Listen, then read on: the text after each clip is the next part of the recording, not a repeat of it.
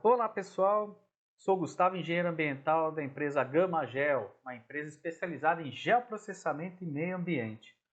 Hoje eu vou falar para vocês um pouco mais aprofundado sobre os dados do Topodata, do INPE, tá? Que são mapas aí, são imagens de satélite, né, com 30 metros de resolução espacial, que o INPE nos disponibiliza gratuitamente e também nos disponibiliza aí uma série de ferramentas, Hum.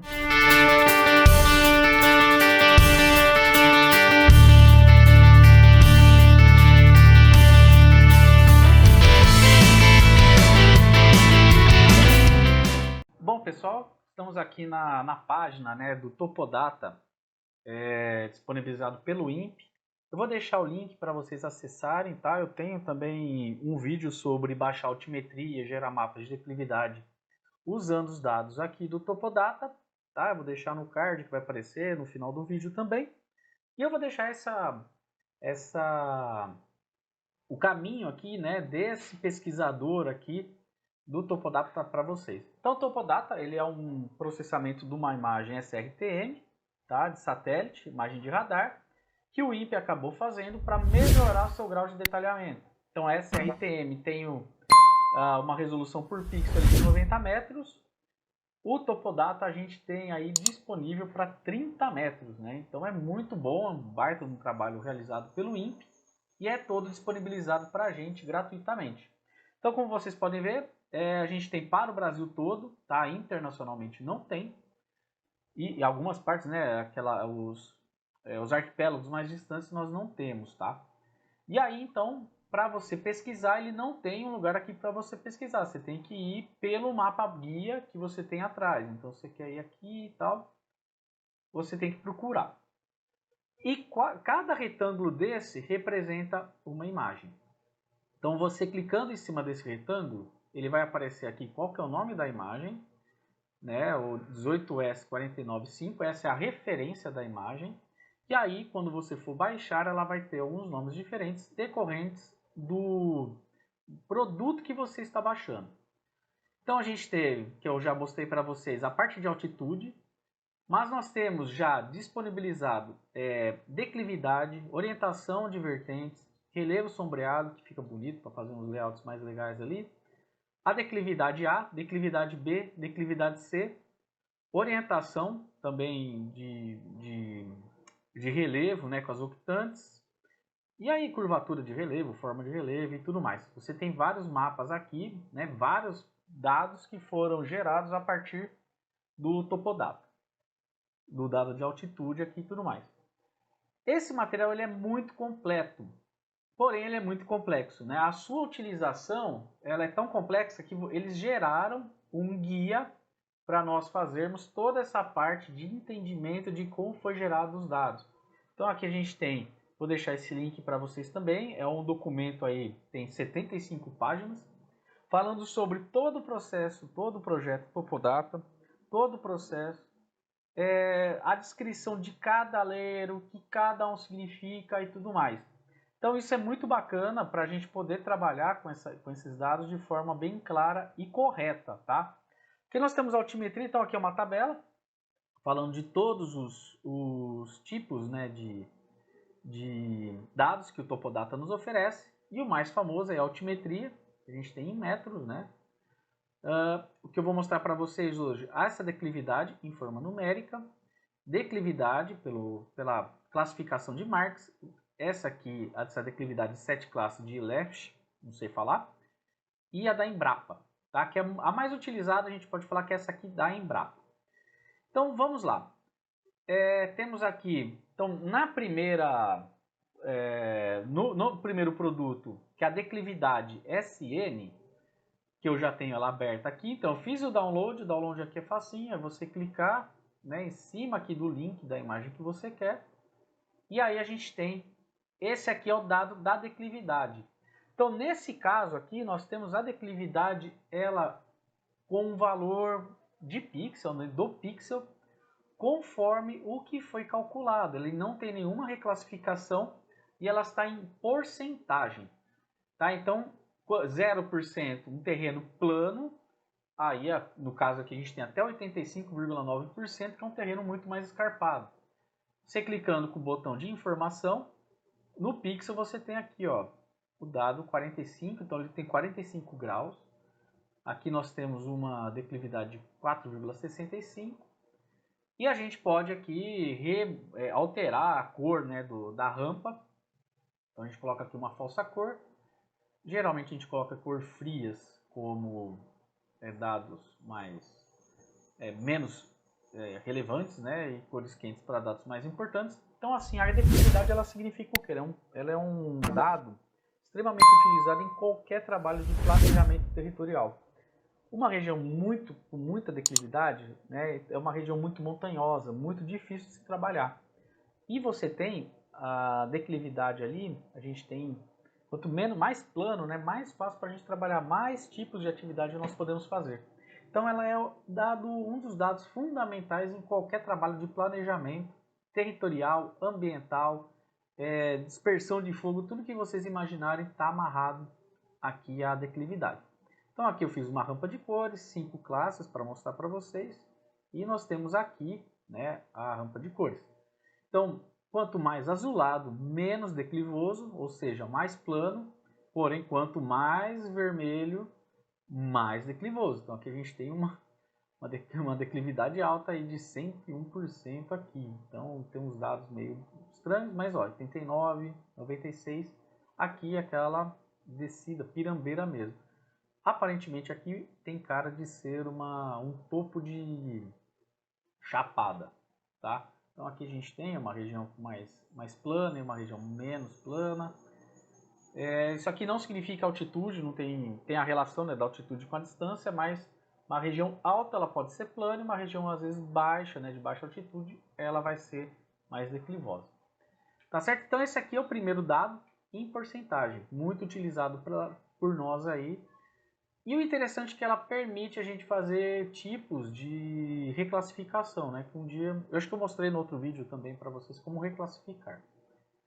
E aqui então nós temos outros dados de declividade. Podem ver que aqui está tudo meio diferente, porque essas declividades, tanto do C, do B e do A, elas não estão representadas como uma rampa de valores, né? Como um degradê que nem esse aqui.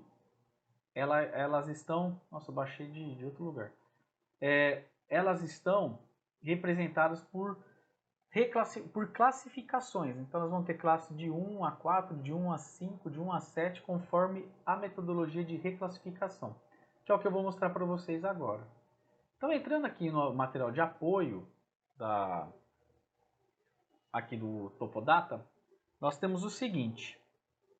Nós temos a parte de ASA, ela vai ser a declividade em 4 classes, né? SB em 7 classes e SC em 6 classes. Então, vamos ver como foi feita essa divisão. Então, a gente pegou aquele dado bruto, né, em porcentagem da declividade e acabamos reclassificando aqui da seguinte forma. Então, nós temos aqui, no mesmo material de apoio do INPE, né, do Topodata, quais são as faixas de declividade para cada tipo de dado lá que eles nos disponibilizaram, né? Aqueles materiais, né? Aquelas imagens reclassificadas. Então nós temos aqui para Marx em 1971, né, a metodologia de Marx, nós temos a declividade A suave, que vai de 0 a 2,5%, a declividade B moderada, 2,5 a 12%, a declividade C de 12 a 50% e a declividade D muito forte, acima de 50%. Então aqui o Topodata ele acabou considerando o que? Aqui como o A como valor 1, B como 2, C como 3 e o D como 4. Então esse 1, 2, 3, 4 ele pega essa faixa de 0 a 2,5, 2,5 a 12 e por aí vai. Ele considera como um valor só. O mesmo acontece aqui com essa metodologia, tá? Então ela vai ter a classe A, que vai ser o número 1 para aquele material cartográfico, de 0 a 2%, o B de 2 a 5, o C de 5 a 10, D de 10 a 15, E de 15 a 45 F de 45 a 70 e G acima de 70. Tá? Então é uma classificação diferente. As declividades mudaram? Não. O que mudou foi a metodologia de reclassificação. Igual acontece com a Embrapa de 99. Essa daí é uma das mais amplamente utilizadas para trabalhos aqui no Brasil. Então a gente vai ter a declividade, né, o número 1 como plano, de 0 a 3, o 2 suave ondulado, de 3 a 8%, o 3 ondulado, de 8 a 20%, o 4 forte ondulado, de 20 a 45%, montanhoso, que é o 5, de 45 a 75%, e o 6, que é o escarpado, tá? Acima de 75%. Então essas aqui são as metodologias, tá, de reclassificação. Não que eu alterei a declividade, eu apenas considero faixas de declividade diferentes, né, de forma diferente. Abrindo aqui, então a gente consegue ver o que? Então aqui a gente está com o arquivo A. A gente entra aqui, vai em propriedades e colocamos em falsa cor. Eu gosto muito de trabalhar com falsa cor. Podem ver que aqui o QGIS ele já vai trabalhando com esses 4 dados, né? 1, 2, ele repetiu aqui o 3, mas a gente coloca intervalo igual. Então, como são 4 intervalos, 4 números, 1, 2, 3 e 4, a gente pode gerar aqui com 4. E eu aplico. Então, eu tive aqui a alteração. Vamos ver se está sobreposto. Está sobreposto. Acho que foram os dois de baixo que vieram no errado. Foi um só, na verdade, que veio errado. Então aqui a gente tem a reclassificação desse dado aqui, né, de acordo com a metodologia de Marx de 71. Aqui são os dados de declividade bruto, né, de 0 a 85, e aqui de 1 a 4. Então nós temos o dado aqui reclassificado. Ah, qual que é o mapa que está certo? Os dois estão certos, tá? Esse aqui só que você tem, em vez de você ter aquele range de 0 a 90, você vai ter um range de 1 a 4. Então ele vai dar essa... Vocês podem ver que ficou um mapa mais simplificado. Vamos abrir agora esse mapa aqui, o B, que é o da... Ali o da... O B já está aberto. O B, então, ele tem quantas classes? 1, 2, 3, 4, 5, 6. São 7 classes. Então nós vamos ter aqui no nosso material 7 classes de declividade. Vamos colocar aqui, ó. Podem ver que o valor vai variar de 1 a 7, ó. 1 a 7. Mas, para eu mostrar, né, ter uma visualização correta, eu seleciono aqui intervalo igual e 7. Então eu tenho aqui uma escala de cores de 1 a 7, considerando todas. Pode ver que mudou um pouco, tá? Então vamos comparar aqui com o A. Você pode ver que ele mudou um pouco, porque ele está mais detalhado, ele está com mais detalhes. Isso é bom ou ruim? Não importa. Isso aqui é o tipo de classificação, é a metodologia escolhida, tá? E temos por fim aqui a parte da Embrapa, que veio uma imagem errada, eu peguei 18, as outras são 17, mas não tem problema.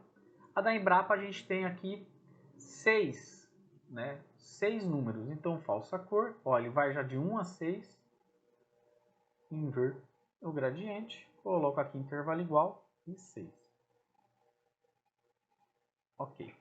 Então temos aqui um mapa reclassificado conforme o dado da Embrapa, a metodologia da Embrapa. Então vamos clicar aqui e vamos ver qual que é o valor que ele me passa.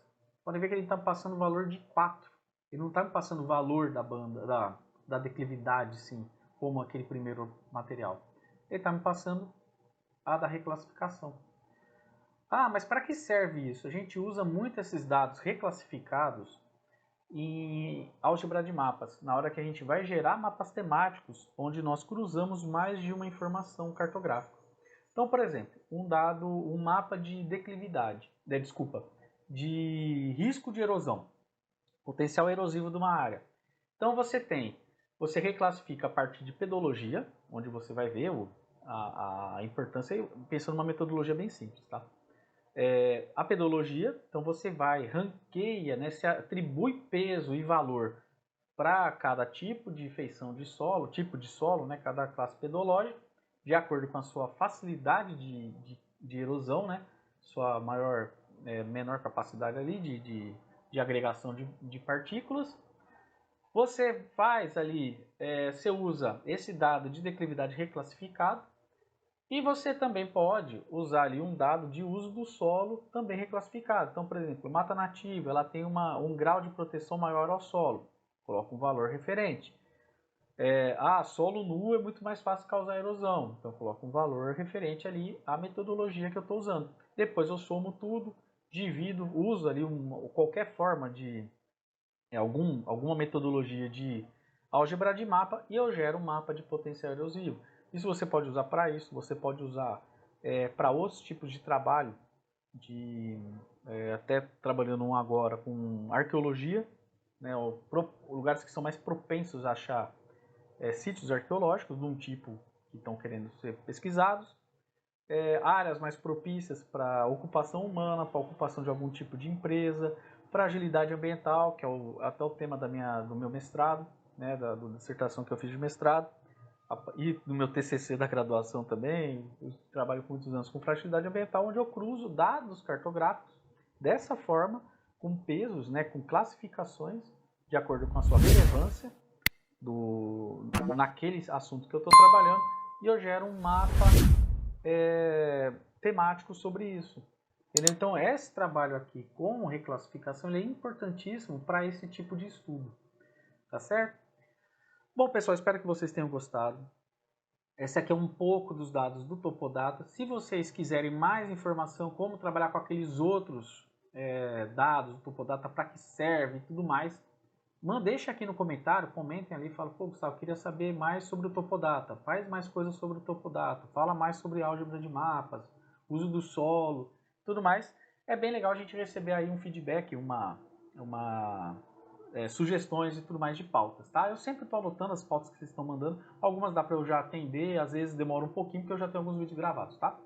Então eu peço aí para vocês deixarem um like, né? Comentem aí, como eu falei para vocês, compartilhem esse vídeo, compartilhem nosso canal aí pro pessoal, para as pessoas aí da área de vocês, né? Convido vocês também a se inscreverem em nosso canal, toda semana a gente está com um vídeo novo aí, e também a conhecer a Gamagel entrando no nosso site www.gamagel.com. Obrigado e até a próxima.